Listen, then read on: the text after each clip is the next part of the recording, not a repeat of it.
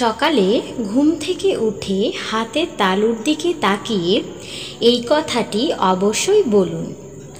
করগ্রে বসতে লক্ষ্মী, করমধ্যে সরস্বতী, করমূলে তু গোবিন্দ, প্রভাতে করদর্শনম।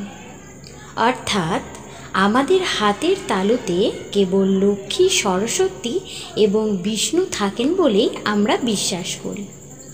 তাই সকলে ঘুম থেকে উঠে হাতের তালুর দিকে তাকিয়ে এই মন্ত্রটি অবশ্যই জপ করুন। মন্ত্র জপ করার সময় আপনার মনোযোগ শুধুমাত্র হাতের তালুর দিকেই থাকা উচিত। মন্ত্র শেষ হওয়ার পর হাতের তালু মুখে লাগাতে হবে। এই কাজটি রোজ যে ব্যক্তি করবেন তিনি সমস্ত দেবদেবীর আশীর্বাদ লাভ করবেন। এর সাথে সমস্ত ইতিবাচক শক্তিও পাওয়া যাবে। তো ভিউয়ার্স, কেমন লাগলো আমাদের আজকের ভিডিও?